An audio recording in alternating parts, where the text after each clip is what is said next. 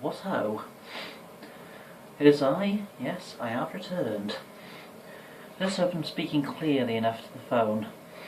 That's the device, by the way, the phone. Yes, I'm drinking in this video, drinking alcohol, because screw the police or something. Let us hope I am enunciating enough. For today's video, I thought I'll discuss a little thing called a zombie apocalypse. Or rather, how to stay environmentally friendly in a zombie apocalypse.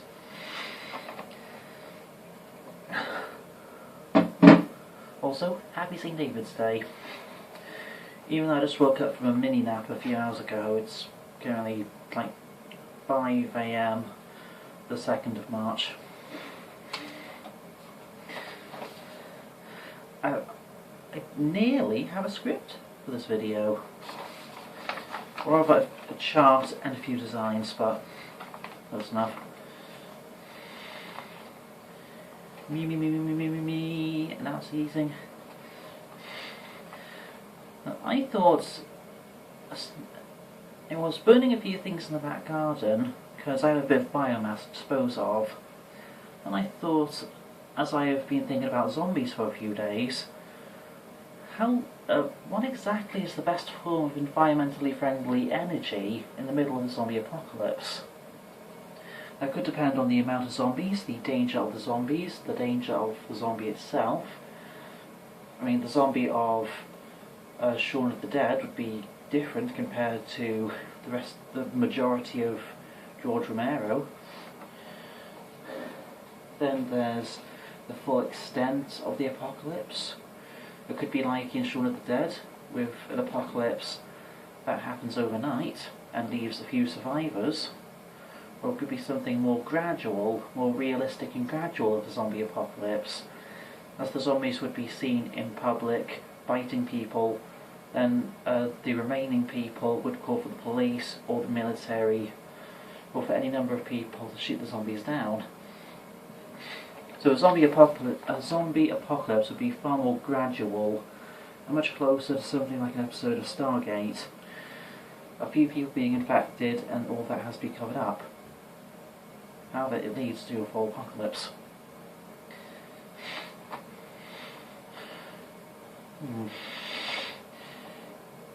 I'll just cut to the chase. It's been 3 minutes. These videos have to be 15 minutes long max, as I learned with my 40-minute long video called Re-Upload.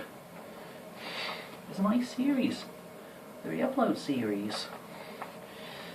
I thought tidal geoenhydro. Tidal geoenhydro, collecting energy from moving of the ocean, the moving of water that goes downhill, and heat from the ground, are all pretty sound, as there's plenty of ocean. There are plenty of lakes that go downhill. There are plenty of places with a lot of volcanic heat. Or more Icelandic heat. However, those are more circumstantial. Those require ocean, heat in the ground, lake. So tidal, geo and hydro are not very safe, but they are safe. Plus, they could be places where you can put up an establishment of survivors. However, they're too circumstantial. My chart includes, can it be used in the field? Can it be used as a base for a power plant? Is it quiet? Is it not too bright? Is it not too hot or cold? Is it easy to maintain or maintenance? Is it common? Tidal, geo and hydro are matching in every category, as all of them cannot be used in the field. However, hydro can be used in the field if you have a lake or a stream and you have a hydro device. All of them can be power plants. They are restricted to being power plants, therefore in a way they could be a survivor's hangout. All of them are loud, or perhaps loud at close range. All of them, none of them produce light or heat. Well, other than the geothermal, but all that heat is in the ground. However, they require a lot of maintenance, meanwhile they're not common. Biomass. This brings me to the subject which made me think of making this video: biomass. If you have all these zombies that are walking around, they could be like in The Walking Dead or George A. Romero, which includes The Walking Dead. They could be like in Shaun of the Dead. They could be like in Resident Evil. They could be like in a game. If you have zombies that are made of organic material, you could burn the zombies for fuel. It would be, however, disrespectful to the person that was the zombie.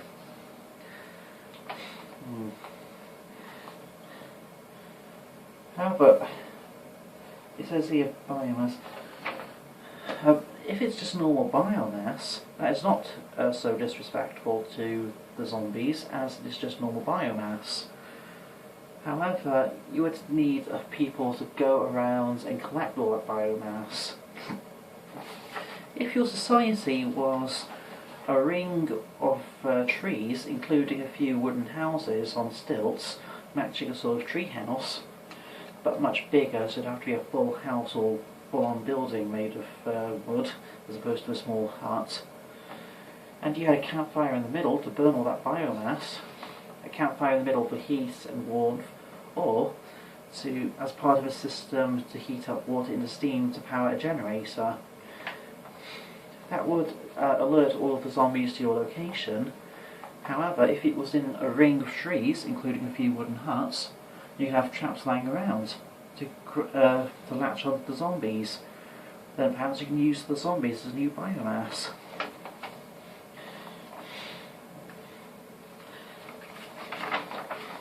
I put a lot of work into these designs. A lot of work.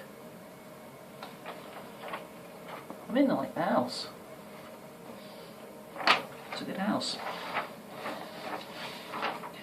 I should point out, considering it's a short video, the ring of trees, that is a fort or an establishment of survivors. I also have a few other buildings for survivors. If you live in a city, then your main building will be a skyscraper. If you can rummage around for a few solar panels, a few wind turbines, a few mirrors, plus a algae biofuel growing kit, perhaps you can set up a solar panel or wind turbine on top of the building. A wind turbine would be fantastic, however a bit loud. Of course, if you are many hundreds of meters up, the zombies wouldn't hear the turning of the turbines. Therefore the wind turbines can be loud, but none of them will be too loud. Solar panels are far better, as they are cleaned by the rain, and if they're high up, they won't have zombie splats on them. That is the reason why solar panels are a bit of a disadvantage in the zombie apocalypse. Blood splats. However, they can still be cleaned, perhaps by the nearest day of rain. Considering there'll be days when it is too cloudy, all of the buildings with survivors would need mirrors to deflect concentrated sunlight onto the panels. Just a bit of sunlight so all of the snow and fog will melt or dissipate. However, not so much too light, as they are solar panels, not heliostats. Also, a heliostat would not be very useful in a zombie apocalypse, as it is far too bright. And while the heat could be redirected to burn the zombies, that light is still too much of a giveaway.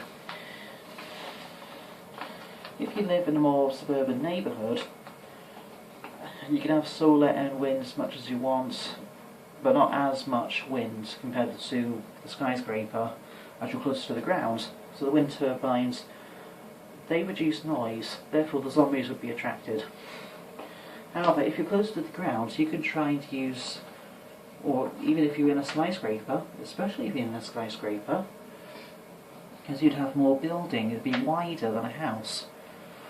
Either way, you could have a tunnel that leads into the sewers, where you can find a pothole which leads into the sewers. Then you can try and find more survivors. However, you would need something like a flashlight or torch, a fire, a flamethrower, just in case, It's much better to have a flamethrower than a gun if you're in the sewers in the middle of the zombie apocalypse. Due to the zombies, they would hear the gun noise. 10 minutes to wrap this up. Algae for biofuel that take far too much room. However, if you had a skyscraper, you could try and make it more vertical growth of algae. Also, an advantage of having a building made of wood in the middle of a woodland in a zombie apocalypse, if it is invaded and everything's been salvaged, but plenty of zombies all over the place, you can burn all the buildings. So you destroy the zombies as well. Wrap this up. Conclusion, solar panels are best in the middle of a zombie apocalypse, followed by wind, algae, and as it is a power plant, good old thorium.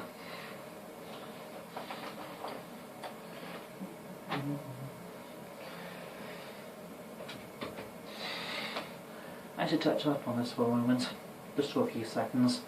I noticed the people who have been arguing against me in my comment sections have disappeared. I'm just worried because I was missing all the arguing with the people in my comment section. It was like we're friends. I mean, I don't need friends, but nobody needs friends other than for help or out of an alliance. I miss the people who argued in my comment section, but all of them seem to have disappeared for the past few videos. It can't be my timing, as I haven't changed the time when I make these videos. They're too random and circumstantial. So, is it a matter of my videos being made far too late in the night? Are the people who argue in my comment section bored? If you're a subscriber, or a person who argues against me, please let me know. I'm getting worried. I shouldn't be all that worried, because Happy St. David's Day. It's good to be a Welsh. Oh, I don't know where I can put this thing.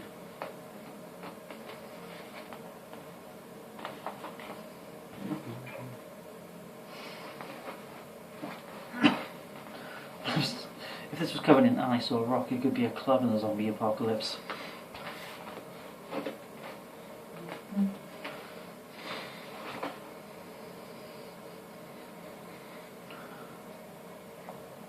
Happy St. David's Day.